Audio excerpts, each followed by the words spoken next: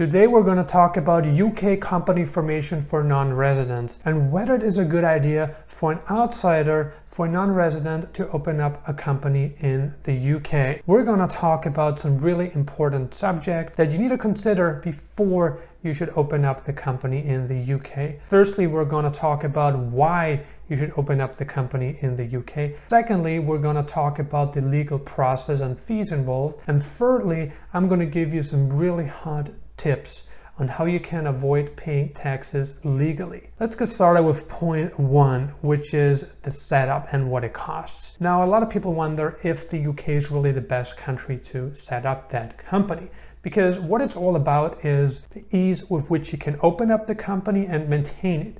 That is always really, really important. So in terms of opening up the company, I personally currently have a company in the UK. What I paid for opening up the company was roughly 70 to 80 pounds.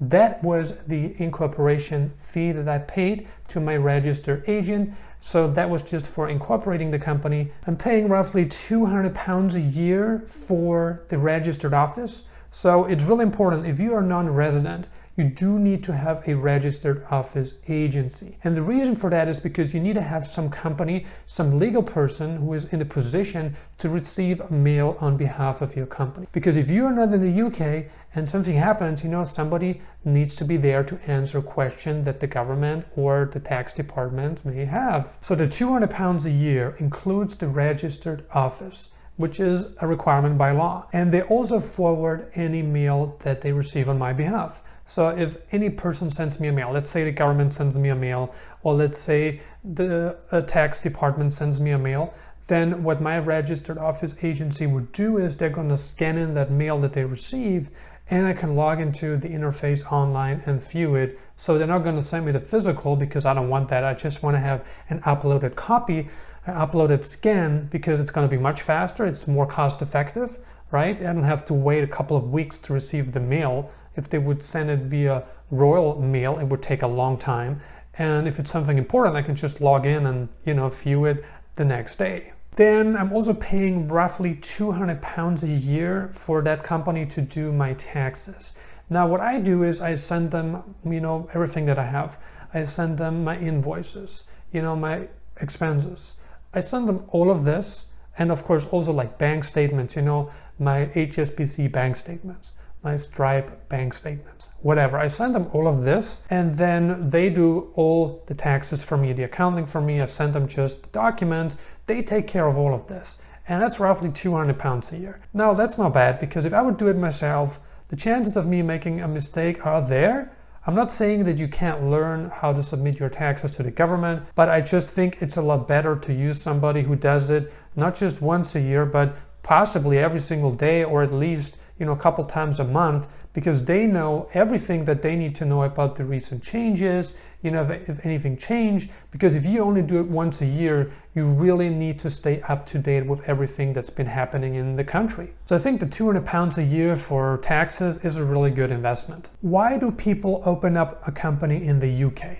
If you are from abroad, why would you open up a company in the UK? Because you can get one in other places. You can get one in Hong Kong, Singapore. You could get one, in the US.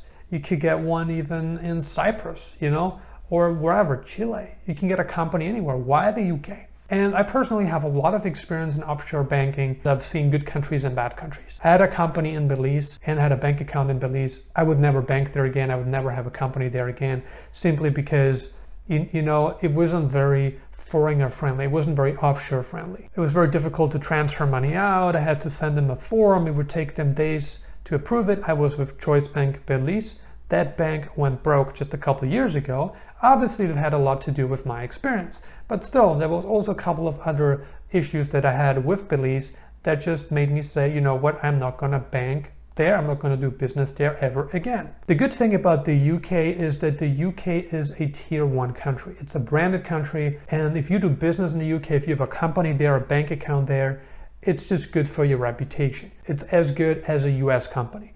If you do business worldwide, a US company may be the best, but it's very difficult to get one and to get the same benefits that you have with the UK company, and that's my experience. If you are a resident in the US, you can easily get a company, bank account, But if you are a non-resident, it's almost impossible to get it, except for the fact, for the time when you want to get into Delaware, which also has pros and cons.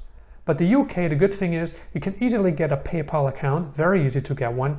And that's really important if you have some kind of subscription services, because PayPal is a trusted name in the payment processor industry.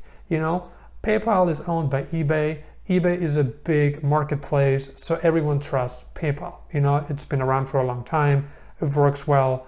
You can get your money back very easily. It's very trusted, so it definitely increases sales because people want to purchase, in a way that makes them feel comfortable, where they know exactly what to expect. But you can also get a Stripe account with UK.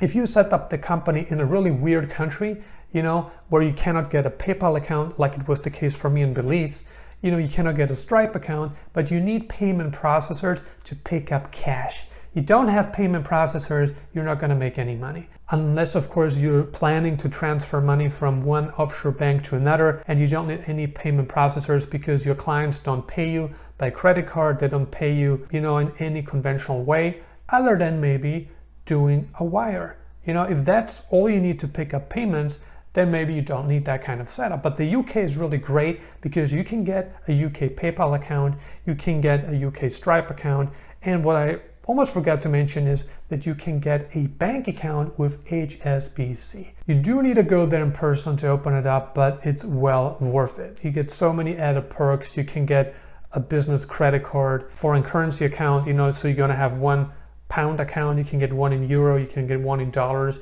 you can get one in different currencies that you could never get with a lot of other offshore banks. And HSBC has just a great setup, in my opinion. I like it. And I have banked with them in Hong Kong, but I closed their company down because they moved the tax department to mainland China. A lot of things changed. I don't think Hong Kong is still a good place to bank or do business in. And especially now with China having more and more influence, I think Hong Kong is going to be a thing of the past. It's going to be a country of the past, a tax haven of the past. But in the UK, yeah, banking is great. You can get all the setup that you need to run a successful internet business if that's what you have or if that's what you're looking to build. Let me give you some hot tips because nothing is as valuable as the experience of a person that has actually banked there, has actually done business there, that has actually found ways to legally reduce the amount of taxes that he is paying. And that's me. So the good thing about the UK is that you can claim a profit tax exemption. Let's say you're registered somewhere, whatever country that is, and you're paying income taxes there. You had a rather large profit in your company's account, in your company's bank account. It's the end of the year and you don't want to pay taxes wherever you're living, and you want to keep the money in the company, but you also don't want to pay the 19% company tax. In the UK has a 19% corporate tax. That means the profit that you have left at the end of the year is taxable by law. It's a 19% flat corporate tax. So if you have 100 grand sitting in the account, you're going to pay 19% in taxes. Unless, like before the financial year is up, you transfer that money out, let's say into another offshore account, you follow the legal code. It really depends on where you're living. Make sure you do everything legally. But if you transfer that money out before the financial year ends, there's no corporate tax due. But in case you do have money in that account, sitting in that account by the year end, that is just profit, then the profit tax applies. Unless you claim a profit tax exemption, which you can do not all the time, you can do it once. And then you can use that money to invest. If you claim that profit tax exemption to buy, for instance, cryptos, to buy precious metals, to buy stocks, but you got to use the UK account, the UK company to do that.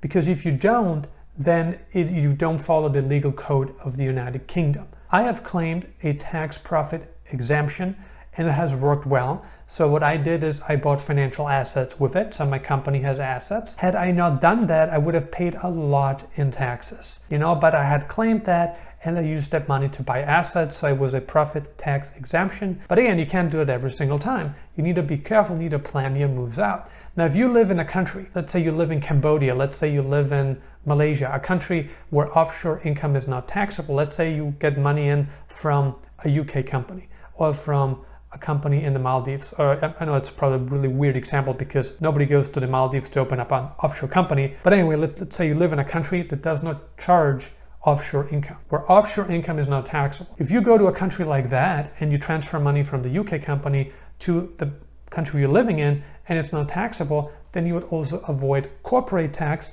and also personal income tax, because the income from abroad is not taxable where you're living right now. There's a lot you can do to avoid paying taxes legally. I thought it was important for me to point out the profit tax exemption that the UK has in place. What do you think about incorporating an offshore company in the United Kingdom? And do you currently own a business? If so, leave a comment below and let us know. Consider subscribing if you haven't already. I'm uploading new videos on digital nomad locations, travel updates, visas, crypto advice, and business advice several times a week right now. I highly recommend that you grab a free copy of my ebook Nomad Elite, the insider's guide to retaining a life of freedom. All you need to do is click on the link below the video. And if you got some more time left, check out these videos. Thank you for watching.